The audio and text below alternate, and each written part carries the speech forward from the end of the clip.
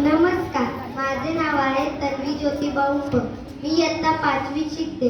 आज मी तुम्हाला एक नाटक दाखवणार आहे. माझ्या नाटकाचे नाव आहे मी सरपंच बोलते. नमस्कार मंडळी, ओळखला का मले? लीला, ते खांडेकर मिनिस्टर आहेत ना, त्यांची मी घरवाली. एक दिवशी, आता तुम्हाला तर माहितीच आहे किती इलेक्शन चालू आहे ती. एके दिवशी काय झालं, मी घरी बसून पीठ मळत होती. आमचे हे येऊन मला म्हणतात, कसे उभी राह. आता मी पीठ मळत होते म्हणून मी म्हणाली, बसलेल्या बाईला कायला उठवत आहे? तो म्हणतात इलेक्शन मध्ये उभी राह.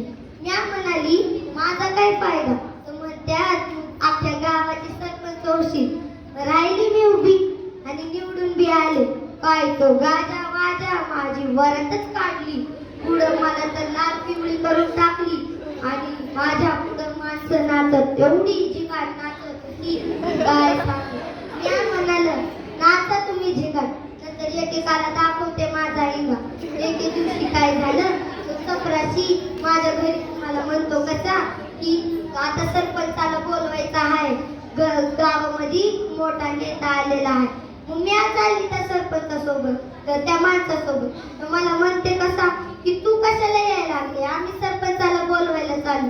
तर मी म्हणाली, मी आहे सरपंच, मी येणार. तर काय म्हणते मला की तू तू तर अडाणी बाई, तू काय सरपंच होशील, जा.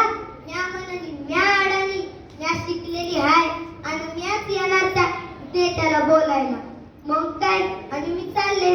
तर तिथं 3 माणसं चांगली दारू पिऊन थांबली होती आणि मधीच एक माणूस आडवा आला आणि मला म्हणते कसा, नशीब आपलं उतान झोपलं, नशीब आपलं उतान झोपलं, जीवाची फजिती आहे का, जीवाची फजिती आहे का, आता पुरुषांना किंमत आहे का, आता सरपंच झाले ती बायका, या पुरुषांना किंमत आहे का, आता सरपंच झाले ती बायका.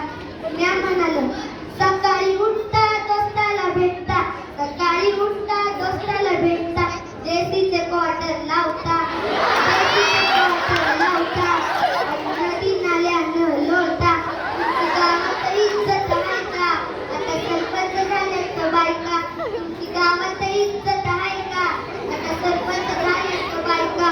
मग तो गेला. मग मला कळलं बाई, माझ्या शेजारीच्या लेकराला आला ताप. ती म्हणती कोणत्या भूतानीच वश केलं. मी म्हणालं, काय बाई, आजकालचे तर अंधविश्वास चालूच आहे. मग मी गेली ते तिच्या लेकराला भेटायला.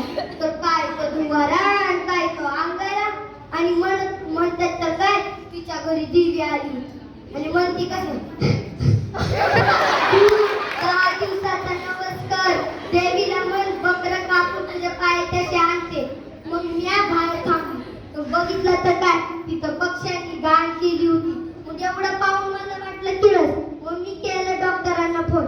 डॉक्टरांनी त्या लेकराला चेक केलं आणि म्हणतात काय त्याला मलेरिया. काय त्या परिसरामध्ये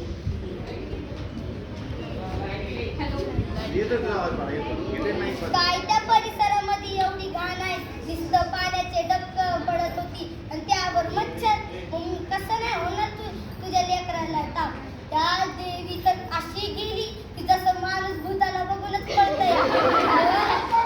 म्हणूनच आपले घर आणि आजूबाजूचा परिसर स्वच्छ ठेवा आणि प्रत्येकाच्या घरातील मुलीला शिकवा.